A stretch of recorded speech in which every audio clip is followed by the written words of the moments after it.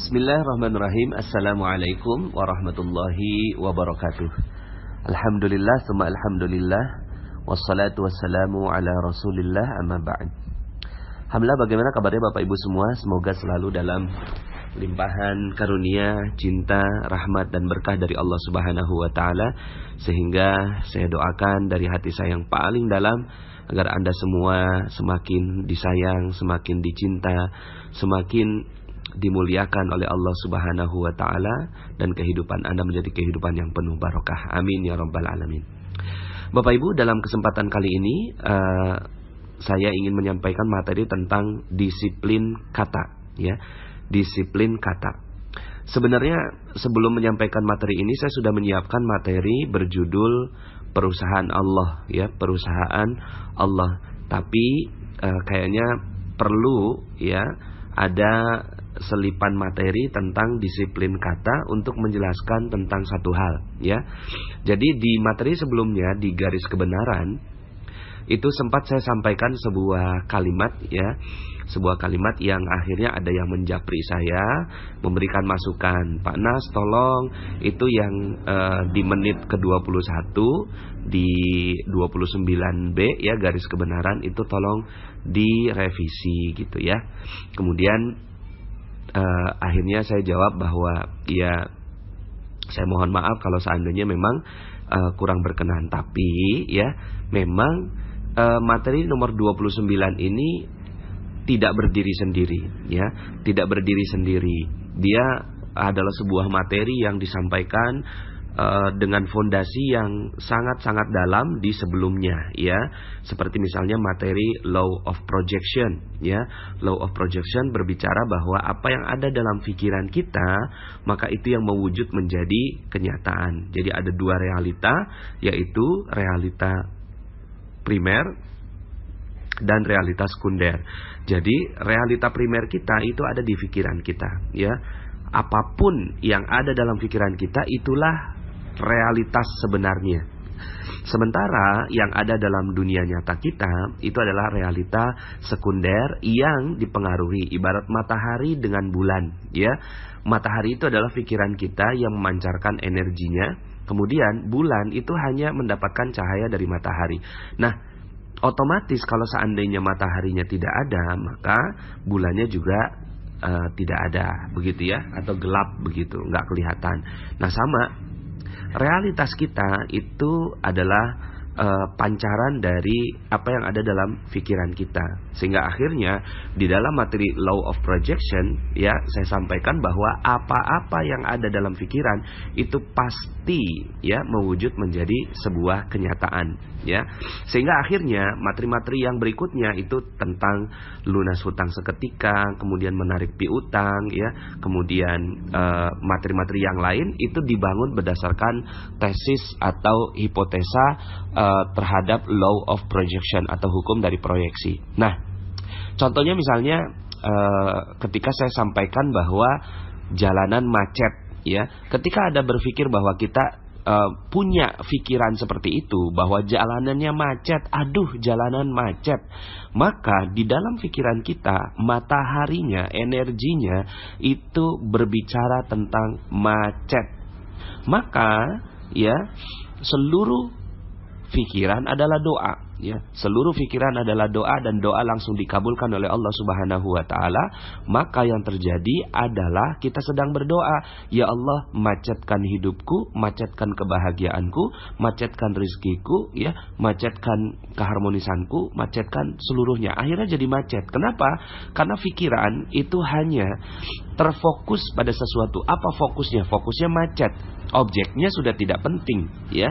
Objek sudah tidak penting lagi, subjek sudah tidak penting lagi. Yang paling penting adalah fokus. Apa fokusnya? Ketika fokusnya macet, maka yang tercipta adalah macet di dalam realita sekunder kita. Nah, di dalam materi yang ke-29, ya, yang akhirnya menjadi pertanyaan dan akhirnya alhamdulillahnya barokahnya menjadi materi, gitu, ya, yang sebenarnya saya sudah siapkannya di seri keberapa, tapi bagus sekali kalau seandainya ini disampaikan langsung di setelah pertanyaan, ya.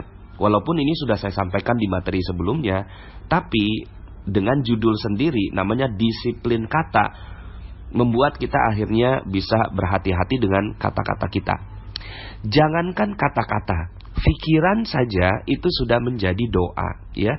Jangankan kata-kata. Jadi kalau kata-kata ini adalah sudah merupakan gabungan dari berbagai macam pikiran, sehingga akhirnya muncul dan terkristal menjadi sebuah kata. Maka orang magnet rezeki ini sensi sekali dengan kata, Bapak Ibu ya. Ya, lulusan magnet rezeki ini, alumni magnet rezeki, komunitas magnet rezeki adalah mereka-mereka yang sangat-sangat sensi dengan kata-kata. Kita nggak mau mengucap kata macet, ya. Kenapa? Karena macet itu fokusnya macet, sehingga akhirnya rezekinya jadi macet dan semuanya jadi macet. Maka kita ganti, ya, ganti dengan sebuah kata.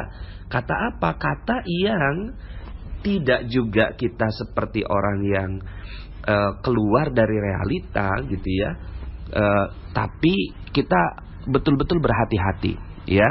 Jadi ketika orang bilang macet, ya, kita bilang penuh gitu ya.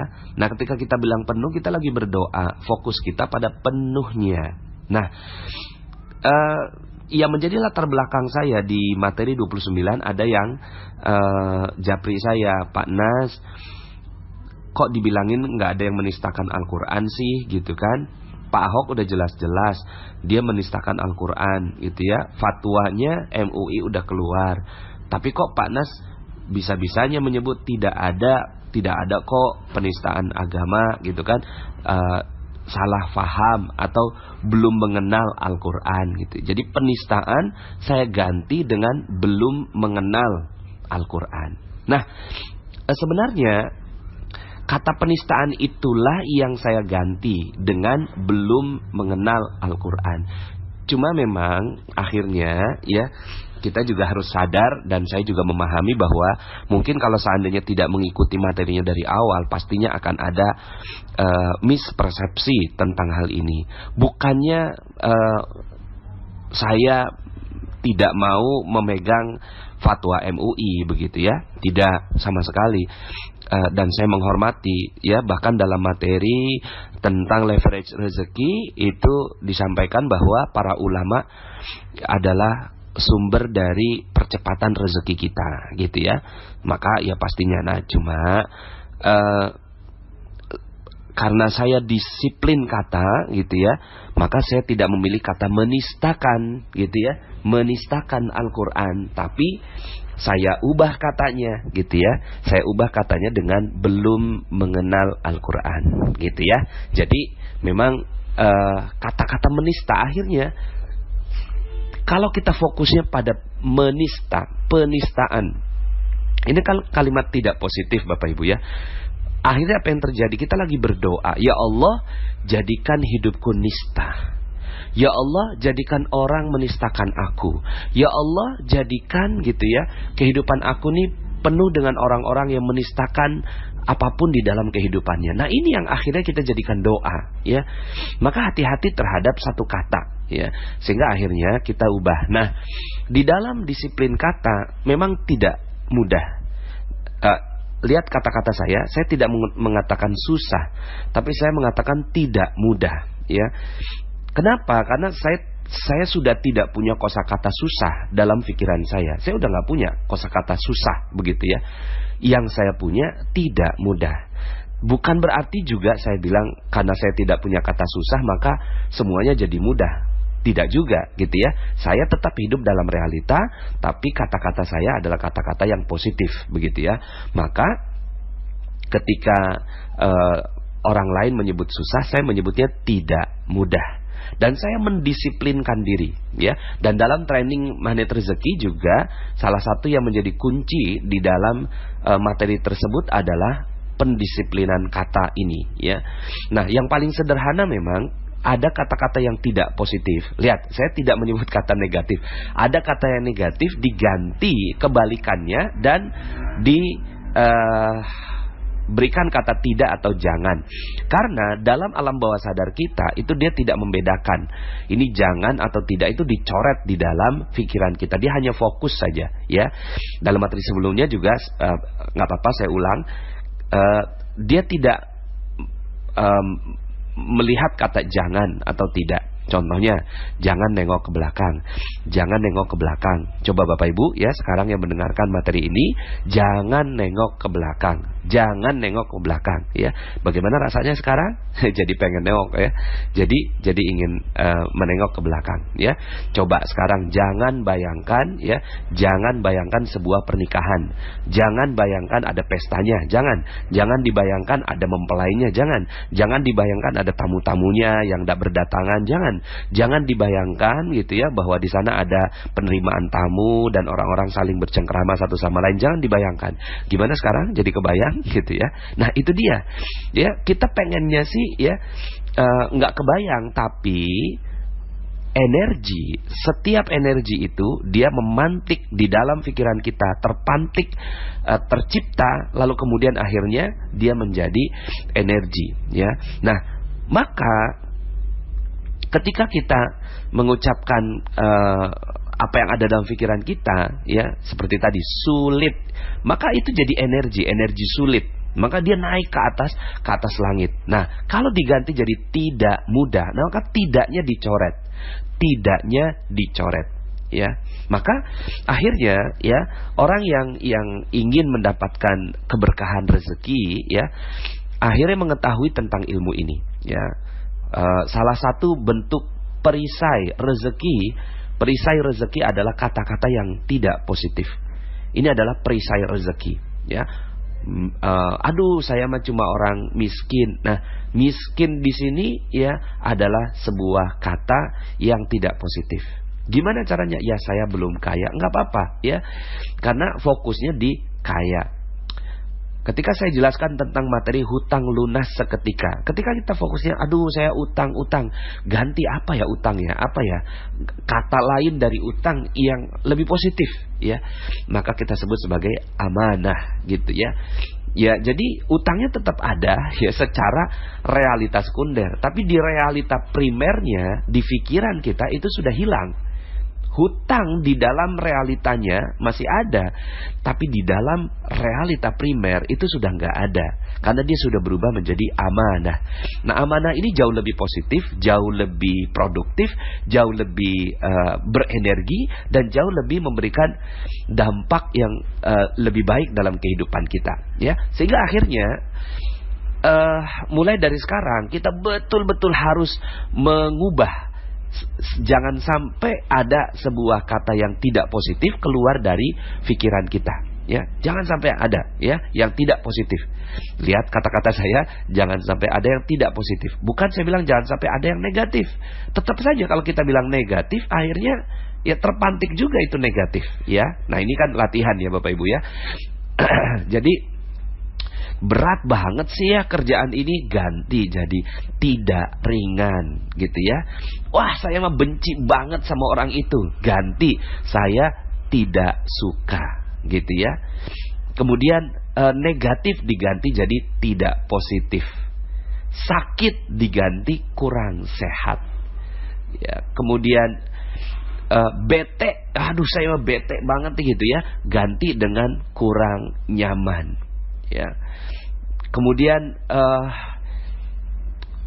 sial gitu ya, ganti dengan tidak beruntung atau kurang beruntung atau belum beruntung gitu ya.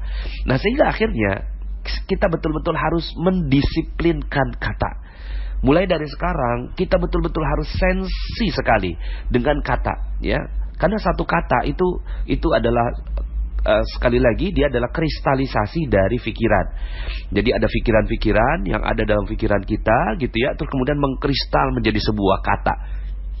Ketika saya sebutkan pernikahan, maka langsung semua ya, apa yang saya sebutkan pernikahan ya, apa yang ada dalam pikiran Anda sekarang ketika saya sebutkan pernikahan, maka semuanya terbayang gitu ya.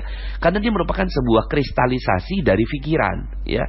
Kristalisasi dari sebuah pikiran. Nah, ketika dikatakan korupsi ya, korupsi. Apa yang terjadi Bapak Ibu? Satu kata korupsi itu Anda di belakangnya ada banyak sekali yang muncul dalam pikiran Anda. Ya mungkin Anda kurang suka dengan seseorang, mungkin ada tayangan televisi yang tiba-tiba muncul dalam pikiran Anda sekarang. Kemudian mungkin ada pembicaraan khusus antara Anda dengan orang lain tentang topik korupsi dan seterusnya. Jadi satu kata itu mengandung energi yang luar biasa di belakangnya, gitu ya.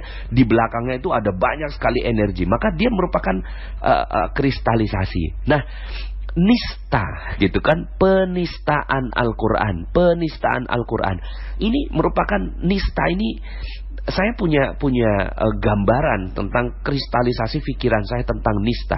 Orang menistakan, berarti kan menghina, kemudian melecehkan, ya. Terus mungkin terbayang di kepala saya tentang peristiwa seorang wanita yang dinistakan oleh lelaki dan seterusnya. Maka kata nista itu akhirnya dalam pikiran saya ketika menyampaikan materi garis kebenaran itu sudah berubah menjadi tidak mengenal Al-Quran, atau tidak menghormati Al-Quran, atau tidak mensakralkan Al-Quran, atau tidak dekat dengan Al-Quran dan seterusnya. Jadi kata-kata nista itu hilang Bapak Ibu di dalam pikiran kita. Kita udah nggak kenal apa itu nista, gitu ya. Yang kita kenal cuma oh ya dia belum kenal. Nah, hal seperti ini ya tentunya ini adalah, makanya saya letakkan disiplin kata ini di materi yang sudah nomor 30 Bapak Ibu ya. Kalau di training kalau training kan saya bisa berhadapan langsung dengan Bapak Ibu, sehingga jauh lebih mudah saya menyampaikan materi ini. Tapi tidak sederhana kalau saya menyampaikannya dalam bentuk lisan seperti ini, ya. Apalagi sudah ada, ini kalau didengarkan semuanya kurang lebih sudah 17 jam gitu ya Bapak Ibu ya. Kalau didengarkan dari awal orang yang baru bergabung di Materi Magnet Rezeki, baru kemudian akhirnya kalau dia langsung setel di nomor 29, itu pastinya dia tidak memahami rangkaian ceritanya, ya. Nah, jadi salah satu perisai rezeki adalah kata. Perisai rezeki, ya, masih ingat materi perisai rezeki bahwa rezeki kita ini berlimpah ruah, dia seperti air bah, tapi terhalang dengan lapisan tipis. Apa lapisan tipisnya? Sesuatu yang kita nggak pahami tentang kehidupan. Salah satu yang kita nggak pahami adalah, gitu ya, itu kata Bapak Ibu ya. Nah, mulai dari sekarang kita harus mendisiplinkan kata. Ya, bekerja keraslah Bapak Ibu ya, bekerja keraslah. Kita nggak usah perlu memahami lebih dalam gitu ya tentang apa sih alam bawah sadar, apa sih gitu kan, alam goib apa sih gitu ya, alam yang kuantum dan seterusnya gitu ya, lebih dalam gitu ya. Mungkin kulit-kulitnya saya bahas di training gitu ya. Tapi sederhana aja, aplikasi saja, langsung aplikasikan bahwa kita sudah tidak punya kata yang tidak positif di dalam pikiran kita. Kita udah nggak kenal kata gagal. Apa itu gagal? Kita udah nggak kenal Bapak Ibu ya. Kita cuma kenalnya oh belum berhasil, begitu ya. Kemudian masalah. Apa itu masalah? Kita nggak kenal masalah, gitu ya. Masalah itu apa ya? Tidak nyaman, ya. Tidak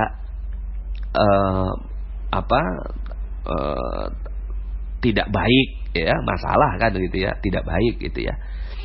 Kalau saya memang mengganti masalah itu dengan bungkus permen Bapak Ibu ya. Mungkin masih ingat di Paradox of Candy. Kita udah nggak punya masalah lagi. Kenapa? Karena dalam pikiran kita udah nggak punya masalah gitu ya. Kita tahu cuma oh ini bungkus permen, ya Allah ini bungkusnya, bentar lagi dapat isinya, gitu ya. Nah, sehingga akhirnya Bapak Ibu Anda bisa bayangkan kalau semua kata kita di pikiran, di seluruh di pikiran kita ini adalah positif semua. Ya, saat orang lain mohon maaf ya, namanya juga latihan ya Bapak Ibu ya, ini materi. Saat orang lain mudah sekali ngomong goblok gitu ya, kita tuh udah nggak punya kata-kata itu gitu ya. Oh dia kurang cerdas, begitu aja gitu ya. Ya akhirnya saya udah nggak sanggup Bapak Ibu mengeluarkan kata-kata contoh saja.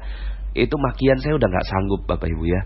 Dan saya yakin Anda semua insya Allah juga mampu melakukan itu ya. Ini cuma latihan aja Bapak Ibu. Setelah itu Anda akan melihat bahwa luar biasa. Hidup berubah Bapak Ibu. Kenapa? Karena kata-kata kita sudah berubah. Kata-kata kita sudah berubah. Sudah tidak ada kata yang tidak positif, ya. Nah, jadi kalau hal-hal yang tidak positif itu muncul gitu ya, itu kita tinggal latihannya tuh tidak apa gitu ya.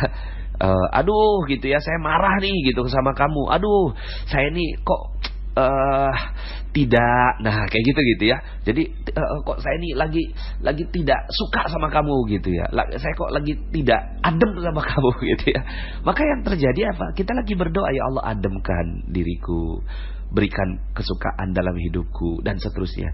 Ya, karena pikiran adalah doa, maka apa-apa yang ada dalam pikiran seluruhnya jadi positif akan jadi positif seluruhnya. Ya, jadi Bismillah. Ketika kita mampu disiplin kata, maka yang terjadi hidup kita berubah, ya. Sekali lagi saya terima kasih kepada yang telah menjapri saya, mengingatkan untuk hati-hati gitu ya, karena nanti orang lain akan mempersepsikannya seperti apa. Ya kalau saya dalam hal ini saya nggak mau masuk dalam politik Bapak Ibu ya, itu bukan kapasitas saya. Saya hanya berada di ilmu magnet rezeki ya. Saya hanya peduli dengan rezeki Anda gitu. Saya udah nggak peduli dengan dengan